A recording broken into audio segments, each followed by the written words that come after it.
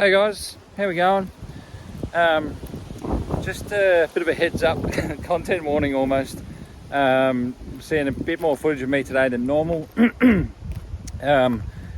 Just want to let you know what's going on in my face. Just had some sunspots that I was a bit concerned about. Went to the GP and they've given me a cream that you put on and it brings out all the other sunspots, and do that for a couple of weeks and apparently it gets rid of them. So it's a good thing, but also could be a good reminder for people like us that are outdoors a lot to maybe have a chat to your GP and get that looked at as well.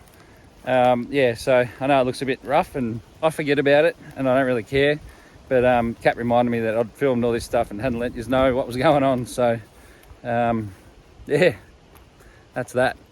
We'll get into the rest of it. So we're just down in the bottom of our driveway and we get a lot of our water that runs in off the road. There's a bit of a channel dug in there and flows here, opens up a bit and then continues down to the dam. And we do normally have a bit of a puddle here, but this is actually overflow. So the lowest point where the dam goes over, and it looks like it's already, some of it's gone out of the driveway. And yeah, the little channel's full. Got a few sticks in the ground over the back here. We've never seen it this full, and I mean we've only been here like 18 months, so it's unbelievable. Here's my markers set up just here. So yeah, we're up down to there, and just yesterday there's a couple of sticks in there actually. Where are we? They were seen, so we've probably got about half a metre of water in here now, compared to just yesterday. I think we had about 60 mil of rain quite heavily overnight, but this is amazing. We think we got a bit of a leak in the dam somewhere, because it does leak out or like evaporate, but yeah, over a couple of weeks without rain it'll go back down and sort of settles pretty much down at where one of them sticks are, which is still not too bad, but it'd be nice to have it like this all the time. So a new little track around the dam. So one day I want to get the dam renovated and extend it way out here, and get all the trees out of there as well. So I think that's partly the reason why it's leaking. So we'll get it extended and renovated, pull out all the trees, and hopefully get it clay lined as well. Then that should do the trick. And if we see anything growing in there, we'll take it out straight away.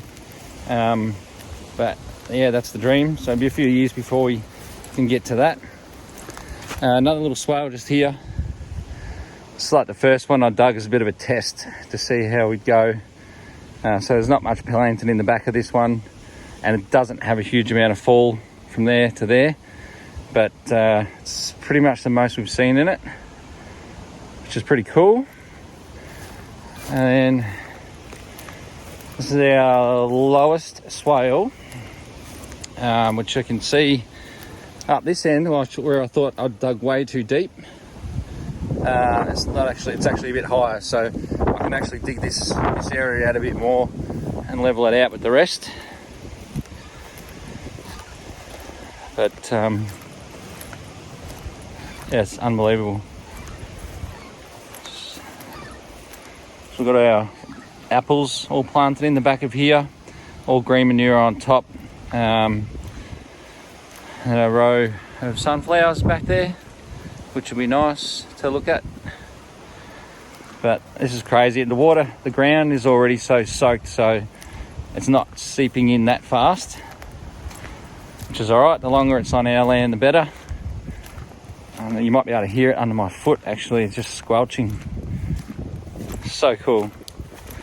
It was that bad, actually, the rain today, that Kat wasn't able to get to work. It would have been a crazy round trip to get to her work, and still might have ran into some flooded roads. I got turned around twice this morning. He wasn't going to risk it. It was just unbelievable, the rainfall we had last night. And then we had a little bit 2 nights before, I think. But yeah. So we'll head up to the top Swale. Yeah, past our allium garden, which is all looking really good. Garlic won't be far off. This red onion here has been a bit weird, but we'll let it go. We might save seeds from a lot of this one. Got brown onion through there, they're doing pretty well. More of the red onion it's not the best, but it's starting to bulb up, so we'll see how we go. We're gonna get a proper seeder next year, and I think they're called a jang seeder, and use that. We'll get some really good spacing, proper depths and all that. I think that was one of the biggest problems.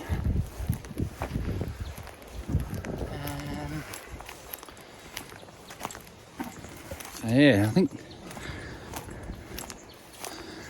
don't know if we've done much of this, a big walk around with you guys yet, but everything's looking pretty lush at the moment.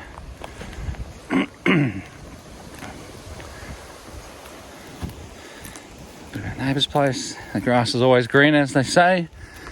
They do a great job of theirs.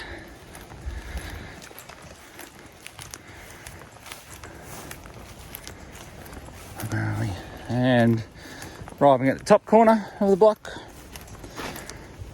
and I'm going to be going into the sun here, but well, should have done this the other way. So this is the top of it. It's a little bit sloped here, as you can see. It's not holding too much. As it happens more, it'll kind of level itself out a little bit, and there's a few little things we can do along the way to help that out. Oh, here we go. I'm sorry about the sun. So we've got all the green manure and tillage radish and lupins and Lottie beans and rocket. So this is where we put all the stuff from that I pulled out of the garden that was going to seed that Kat really wanted to keep, but we settled on this one. So this, excuse me, this will help get them going. A bit stuck here. Good problem to have, isn't it, Jake? So here's the colour. I can only assume this is from all the eucalypt tannins. So I just noticed here it's coming down the hill a bit there. Sweet. So they're working, they're doing their job, and we've noticed it right across the property, and this one's only been in a couple of months. The others are longer, 12 months and nearly 18 months, I suppose, for the other one. So you can see here, it is bringing a bit of sand down, but we can sort of level out these spots and make it more steppy along the way. And we've got, you can actually see it running, I think. Bit of erosion there. But we can chuck some rocks in there and slow that down a little bit. But I don't mind, it's sweet. Heaps more growth here.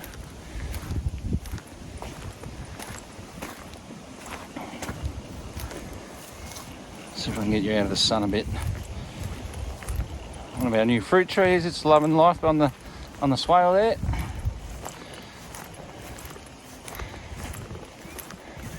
So it's pretty decent in this spot here, it's pretty level, so you can probably tell that in the growth actually of the stuff on the swale. It's obviously had the water settle a lot longer, and then we sort of head back downhill again.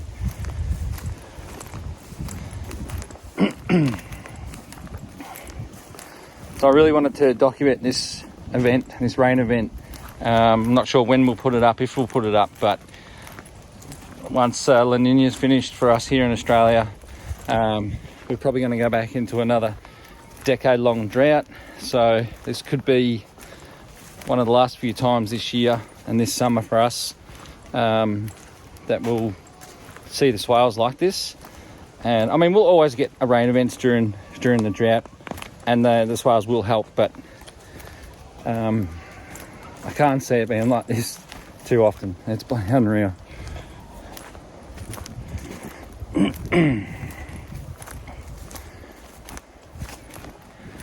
So after a rain event a couple of weeks ago, Kat came out here and sort of dammed this section up because it was running around the corner really quick, and I'll show you that in a sec. But this is where we had a blowout just here, so it's all going down there. Nothing we can't fix. A lot of it's in with the chickens at the moment, so I'll have to move them pretty soon. Yeah, so Kat dammed this section up here a couple of weeks ago in the last rain event, and it really slowed it up, which was really good because it was just rushing around this corner, these two corners, and running down our fence line. But eventually what I want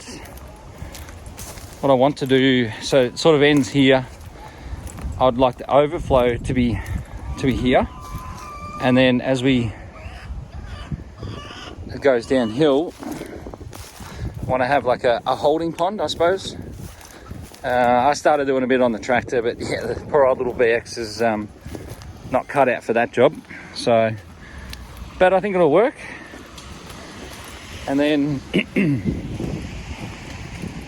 we get down to the middle swale, which is it's the middle swale, but it was also the second one, proper one that we done. And this will hopefully end up being the overflow for this little holding pond.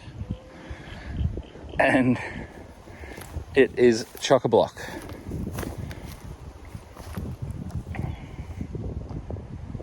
It's just, I hope if you're watching this, I assume you're into swales or looking at building them and want to retain some water on your land.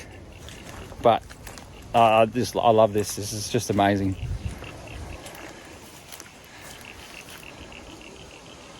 Jake doesn't like it though. He doesn't like the water too much. Chickens are all, they're getting out. Great. Frogs are loving life.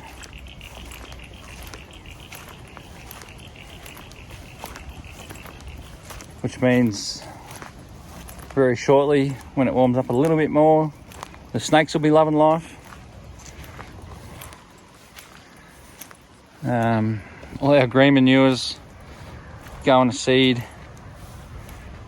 loving life. It's unreal. We'd done the very bottom swale that I showed you earlier on, not really knowing how it was going to go, and with not a great deal of our land beyond that. It was also a bit more of a test, but inadvertently we had the burn pit here. Sort of cleaned it up when we got here. I dug a bit more of a bowl to contain the fires that we have, and I don't know if you can see, but it's definitely a confirmation of how the swales work. So there's a line through there of the different grass, and that way as well. I have just mowed it, so it's not as prominent, but obviously the water gets into the bowl, rains on the bowl, holds the water up, and it literally spreads like a funnel out from that point. So we are sort of just now below it, so it comes out. Sorry. And yeah, so that was a confirmation that we're doing the right thing and it's actually working, and all the other swales are going to work, which is great. I had a real big issue, like when I was building them and digging them out for the first time with the tractor. It's very grating aesthetically to see such a big change until you get the green manure in the swale berm, which gets that going and looking really good. And from here, the top swale that we walk down into the sun at, it's up there. You can't, you can barely see it, but the growth on it's been amazing, and you don't even know it's there. And they make for great walking paths around the property. Where are we? Oh, we're in the sun now. So I think that's about it. I might just show you as well. This is our leach field for the septic, which is working a treat, as well as all the rain. This up here, straight up there, is where like an old driveway used to be. You can get up there and then drive around the side of the house and then down into the garage that way. And I think the previous owner, we put the grey tanks in, but they used to drive their car up here and literally go and park at the back door. And we'll go up there at the moment. I'll show you what's happened with the compaction from that. So yeah, there's a lot of water that comes down this old sort of driveway that we catch into the swale and hold that up. Obviously some skips through on this part of the old driveway, and I still do use this a little bit to get around the property with the tractor and the trailer every now and again. But I put a little bank in just here when I was grading the driveway, and look how much silt and sand and topsoil that's holding up. That's just from just there. What are we talking about? Maybe about 20 meters. It's crazy. So it's slowly letting go as well, which is fine. And driveway down to the dam again, and our gutter down the side, which will need trimming up soon. It's got a bit of erosion about it. And the driveway, which I graded, I don't know, end of last summer, so 9 months ago. So it's made a huge difference. It used to run down both sides of this, but I've got it off to the one side, which works heaps better, and it's a lot flatter, and there's not as much erosion happening. Eventually, I think I want to grade out more of the side so that we'll obviously get less in the dam from the driveway, but we'll get more into the land below the driveway. That's the plan anyway, one day. The more I walk around, the more jobs that we realise that we have to do. So I've got a bit of a whiteboard going with the list of everything that needs to happen at some point in time, and it's good to refer to as well. Like some days you get up, you're ready to go, but you're not sure exactly what you want. Should we weed the garden? Should we mow? Should we grade the driveway? Yeah, you guys probably know what it's like if you're on a property like ours. So it's the lowest part of our backyard. We've got a trench there that we humped up quite a bit because we knew that we'd be getting water through there, but we had to cut this little section out to let it out. Oh man. So this area here, I've ripped it up a bit and I've planted new grass, trying to get them roots down, but it's where old mate used to bring his car up to, get out, go straight inside. So it's compacted as. So it does fall a little bit, obviously, down to there, but he probably could do with a bit more. One day we'll renovate this area as well and put a more outdoor living area in, and probably put a proper drain straight through the centre, because a lot of it is coming straight out of that retaining wall, which I don't know how much longer that's got left, but yeah. So it looks, you probably hear it more than you can see it, but you can see it there, definitely. And then I'll take you, spilled over a bit. You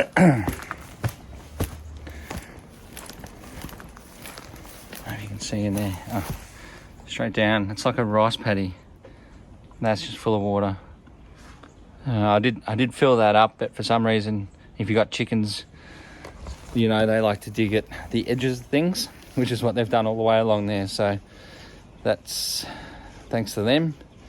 But we'll get it topped up again. Oi! What are you doing? And then, yeah, coming across, or yeah, diagonally across, I suppose, the property. More water. It sits through here. Jake.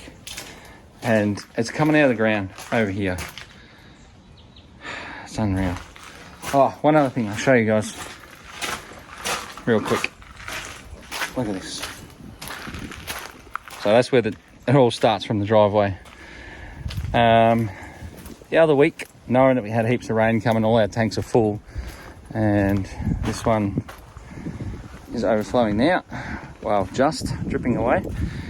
But I got hold of 5 IBC totes, 1,000 litres each. Pumped water out of this tank here, so this one's not connected to our house water, mainly just for garden irrigation and topping up the other tanks when we need to.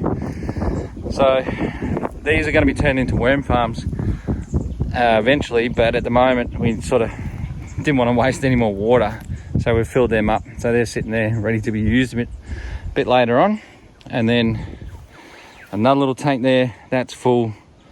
So that was, what's that? 1,500 litres, 4,000 litres, all come out of that. So it's half full last week, and now it's overflowing. So it's amazing how much you can catch. We don't have a huge amount of catchment area. Once eventually we get a nice big shed built up the back there, that'll have like a 100,000 litre, 200,000 litre tank off it, probably at least 200,000 litres, and that'll be up nice and high on the block as well, so we'll be able to transfer that to anywhere on the property. And so that'll be nice one day for a lot of things.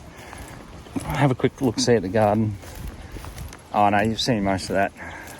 Planted a whole bunch of seeds on the weekend, and yesterday afternoon before the rain, we were there was like a lot of rain had already missed us, a lot of the storms that come through, and we planted a lot of seeds and a lot of seedlings, and we ended up putting the sprinkler on just to make sure. So it's got more than enough water for a little bit now, and all our seeds and seedlings are all standing up, loving life. It's a bit windy today, but they're held up strong, so yeah, it's really good.